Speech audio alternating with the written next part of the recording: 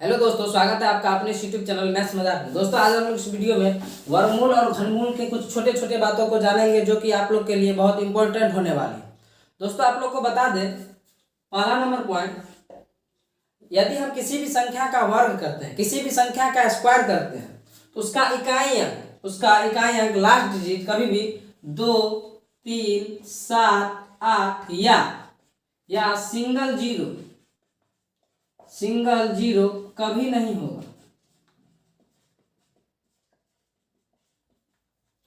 दोस्तों आप लोग अगर किसी भी संख्या का वर्ग करते हैं, स्क्वायर करते हैं, तो उसका जो लास्ट डिजिट होता है 2, 3, 7, 8 या फिर सिंगल जीरो कभी नहीं आएगा। सपोज एक एग्जांपल ले लेते हैं हम लोग।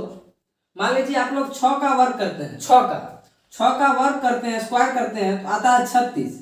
देख रहे हैं यहाँ पर कि लास्ट अंक जो है, लास्ट डिजिट वो कितना आ रहा है? 6 आ रहा है। इन 5 को में से कुछ नहीं आएगा, 2, 3, 7, 8 या सिंगल जीरो।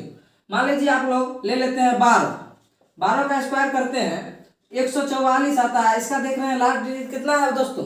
4 है ना। उसी प्रकार मान लीजिए 10 ले लेते हैं, 10 का वर्ग होता है 100। कितना आता है दोस्तों? 100। देख रहे हैं कि इसमें 2 जीरो आ रहा है, सिंगल जीरो कभी नहीं आएगा किसी संख्या का स्क्वायर करने पर।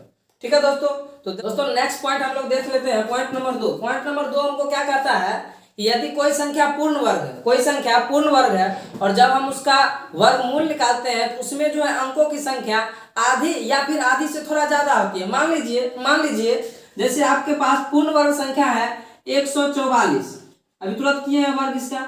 144 जो है 12 का क्या है? वर्ग होता है। इसमें अंकों की संख्या दोस्तों 3 है। कितना है? 3। लेकिन जब हम इसका वर्गमूल निकालेंगे, जब हम इसका स्क्वायर रूट निकालेंगे, इसमें अंकों की संख्या इससे आधी या फिर थोड़ा ज्यादा हो सकता है। जैसे मान लीजिए इसमें अंकों की संख्या दोस्तों कितना है? 3 है। कितना है? 3। आधा करेंगे तो आएगा 1.5, लेकिन 1.5 पूरा संख्या नहीं है, टूटल फूटल संख्या है।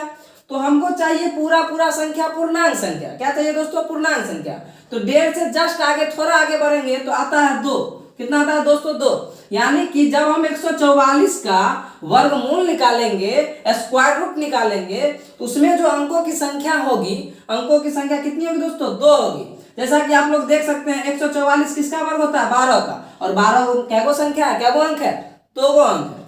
उसी प्रकार मान लीजिए कुछ भी आप, जैसे 1024 है या दोस्तों 32 का वर्ग होता है। किसका वर्ग होता है? 32 का।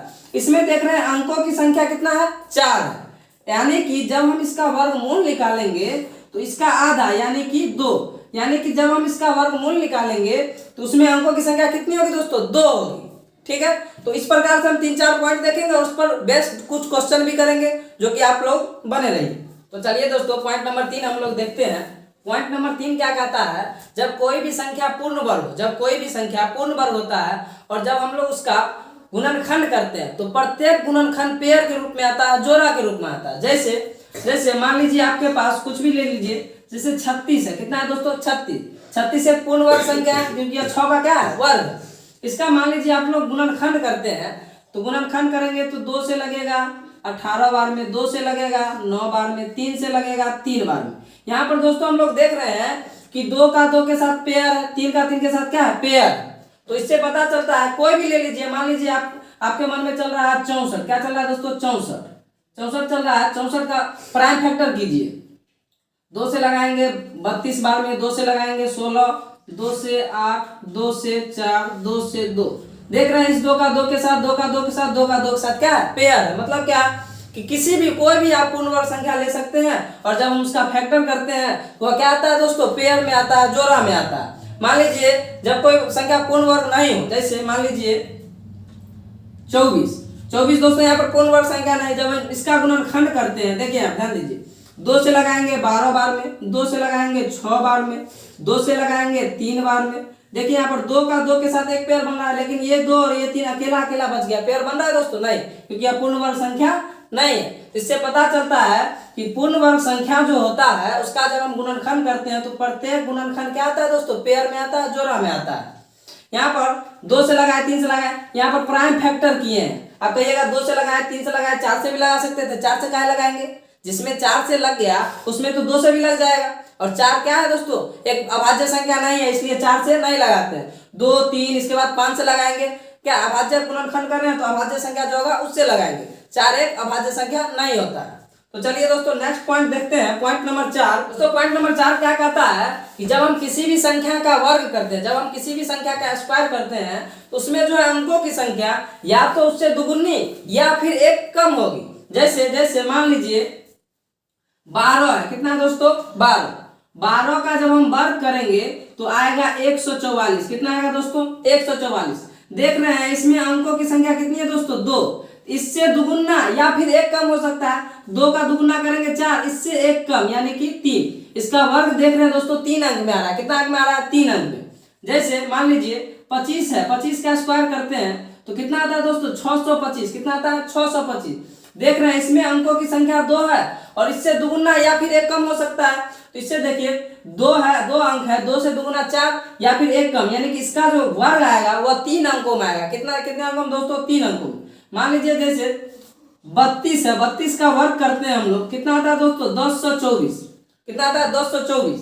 तो देख रहे हैं 32 जो है 32, इसमें क्या गो अंक है 2 गो, और जब हम इसका वर्ग किए तो क्या गो अंक में आया 4 गो अंक में आया। तो इससे पता चलता है कि जब हम किसी भी संख्या का वर्ग करते हैं तो उसमें अंकों की संख्या उससे दुगुनी या फिर एक कम होती है।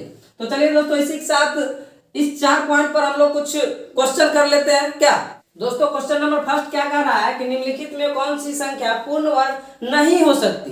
तो पहला पॉइंट ही हम लोग ने देखा है कि जब किसी भी संख्या के लास्ट डिजिट में 2, 3, 7, 8 या फिर सिंगल जीरो आता है तो वह पूर्ण वर्ग नहीं होता है। तो देखिए यहाँ पर 4 है, हो सकता है 4 है, हो सकता है। यहाँ पर देखिए दोस्तों 2 आ रहा है लास्ट डिजिट, हम लोग बताए 2, 3, 7, 8 या सिंगल जीरो होगा तो पूर्ण वर्ग नहीं होगा।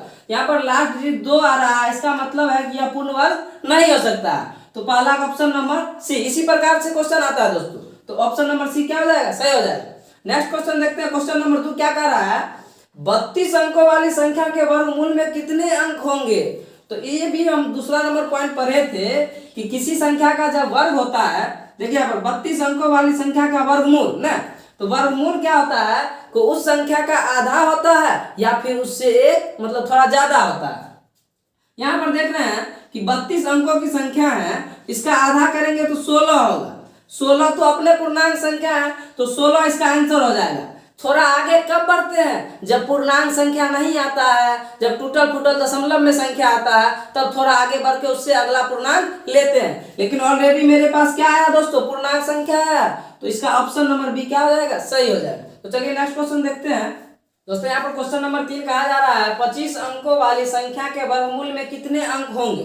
तो ध्यान दीजिए 25 अंक का संख्या कितने अंक का दोस्तों 25 अंक का, तो बताए इससे आधा होगा, आधा करेंगे दोस्तों इसका कितना आएगा दोस्तों 12.5 आएगा। कितना दोस्तों 12.5।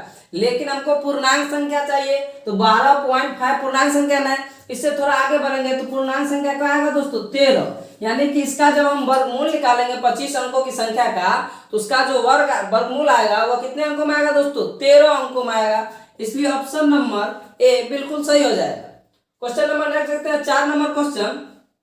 4 नंबर क्वेश्चन दोस्तों क्या कह रहा है निम्नलिखित में से कौन 4 अंकों की एक विषम संख्या का वर्ग हो सकता है यदि संख्या में स्टार का मान समान या असमान हो। दोस्तों यहाँ पर ध्यान दिया जाए, कह रहा है 4 अंकों की विषम संख्या है उसका वर्ग कौन हो सकता है, सो हमको ज्ञात करना है। तो दोस्तों 4 अंकों की संख्या का अगर हम वर्ग करेंगे तो हमने लास्ट पॉइंट पढ़ा था कि जब हम इसका वर्ग करेंगे 4 अंकों की संख्या का तो उससे दुगुना यानी कि 8 या फिर दुगुना से एक कम यानी कि 7। इसका जब हम वर्ग करेंगे तो या तो 8 अंक में आएगा या फिर 7 अंक में आएगा। तो इसमें 3 गो अंक है, ये तो पहले कैंसिल हो गया। इसमें देखिए 1 2 3 4 गो है, ये भी कैंसिल हो गया। इसमें देखिए 1 2 3 4 5 6 7, ये दोस्तों हो सकता है। अगला भी देख लेते हैं, इसमें 1 2 3 4 5 6 7 8, ये भी हो सकता है। ध्यान दीजिए पहला पॉइंट हमने पढ़ा था कि किसी भी संख्या का लास्ट डिजिट जब 2 3 7 8 या सिंगल जीरो होता है तो वह वर्ग नहीं होता है। यहाँ पर देखिए लास्ट डिजिट कितना है 3 है, ये वर्ग हो सकता है नहीं हो सकता है। तो हमारा ऑप्शन नंबर क्या कौन बन गया सी हमारा आंसर हो जाएगा। तो दोस्तों इसी प्रकार के वीडियो देखने के लिए आप हमारे चैनल को सब्सक्राइब करके इससे जुड़ सकते हैं। मिलते हैं नेक्स्ट वीडियो में, तब तक के लिए धन्यवाद।